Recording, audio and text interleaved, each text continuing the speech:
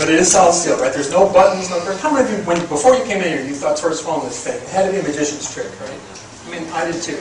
I saw sword swallower when I was in the '60s at Foxy Brothers or Carson Barton Circus, and I thought, there's no way the 50 cents I paid, the guy's going to risk his life and pay himself. But I'm here to change your mind on that.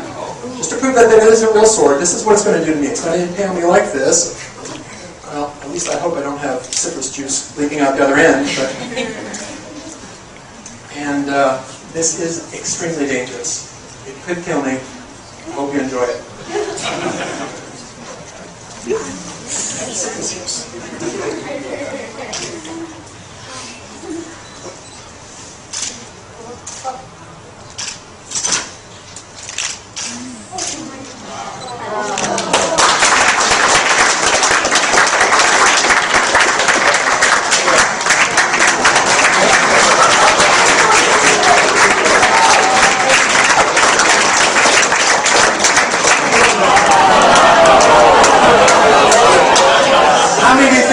Fake hedge clipper. Just raise one finger, okay?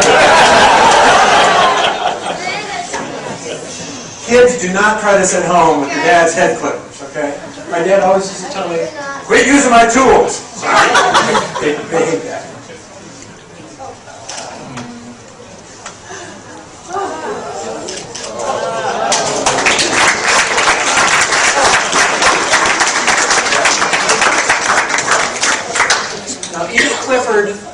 Was renowned for swallowing this implement here. You know what this is? Giant straight razors. Oh, a giant. It's a giant straight razor. 21-inch long blade. You see there's no place for the blade curled in the handle or anything. 13 inches of it is blade down here. I always lick the blade to lubricate it. Obviously I can't lick this one this way. And a big smile. Okay. No.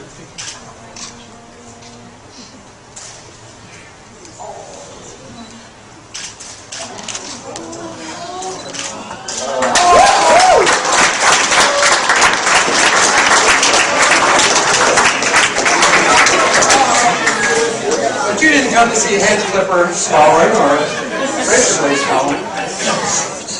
Now, one of the things that the Bruce mentioned in their articles is that I would show some different techniques and sort of things. So I'm going to try one here that kind of a different technique, a different way of inserting the sword. I'm going to try to do this no hands. And I may need your help with this one. If you could help me out.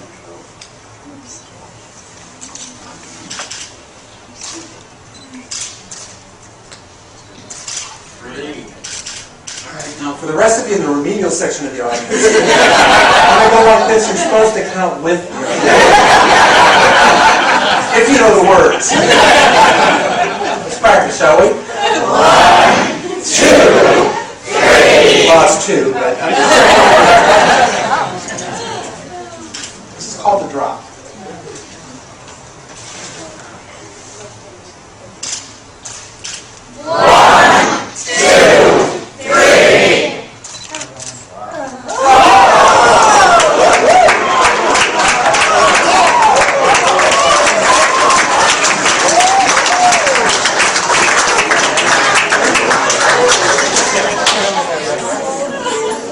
Like to know where the blade really goes. Do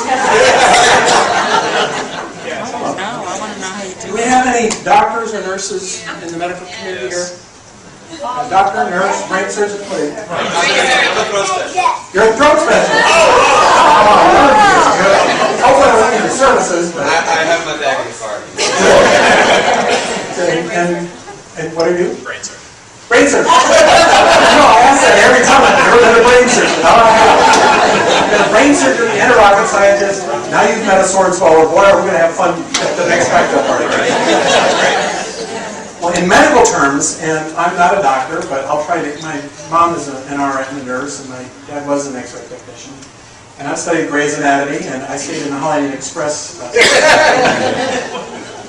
But in medical terms, what I'm going to do, and this is about a 20-inch long blade or so. In medical terms, what I'm going to do is I'm going to insert the blade into the oral cavity, right, over the tongue, get to the cervical esophagus in the back of the throat, press the gag reflex in the back of the throat, right? That's the first thing everybody thinks of as the gag reflex.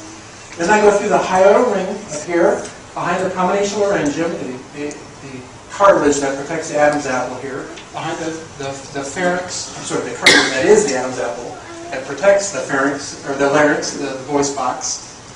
And at this point, the blade can go in one of two different directions. It can either go down my esophagus and into the stomach, or down my bronchial tubes and into my lungs. Now, in my case, I really hope it goes down the esophagus and into the stomach. So what I have to do is flip open my epiglottis and find the right placement, the right alignment to get it into the epiglottis. Then I have to repress the peristalsis reflex, which is 22 or 50 pairs of muscles from here to here, but about 22 pairs of muscles that force the bolus of your food down into your stomach. It kind of squeezes your food down in. So I have to repress that so I don't swallow, and open that up wide. Slide the sword into my thoracic chamber, the chest, between the lungs, and I run into a little organ here in the center of the chest cavity known as the cardiac muscle, or the heart. Okay?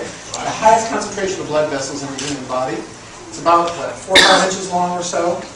And the esophagus actually curls around the heart, around the back of the heart. So what I have to do is I actually have to straighten out my esophagus and nudge my heart over to the left a little bit.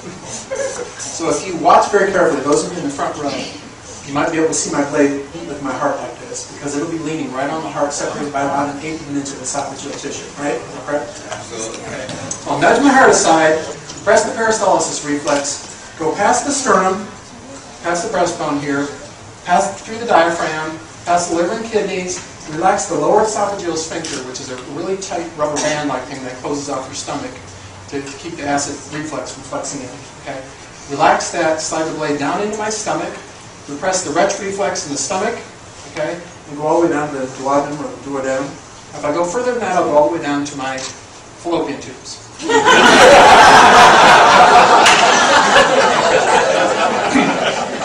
Kids are like, what?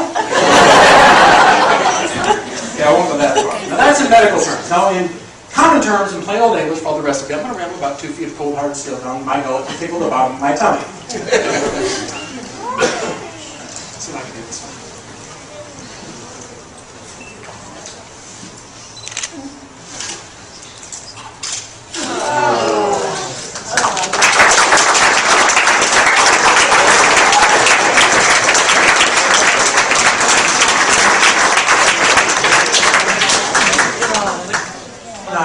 Is there anybody here who still thinks sword swallowing is fake or trick?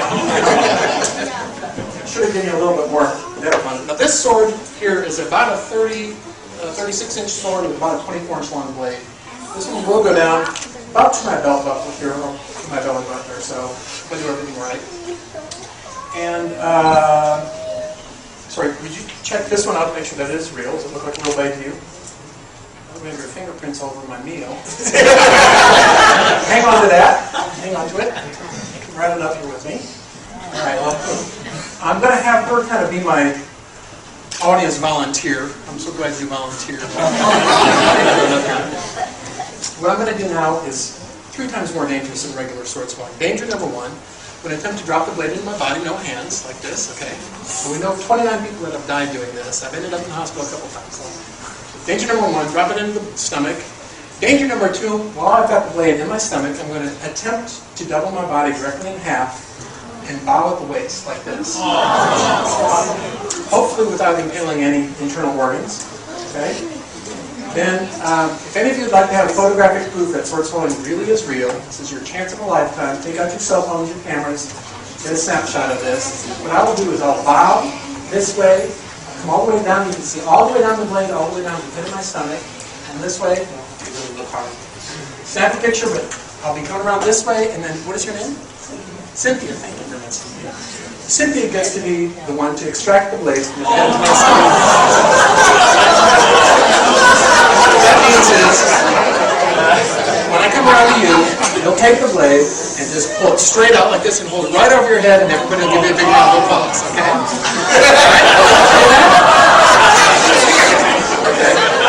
Really, you've got the easy part here. So when I come around, okay, don't wait. I mean, pull very quickly. If you wait, my stomach can retch and it can puncture against the bottom of the blade. So don't wait, pull it out fairly quickly. But not too fast or it'll slice the sides of my throat. Just at a medium speed. Okay? So whatever you do, when you don't scrape up my backbone, it'll go like that.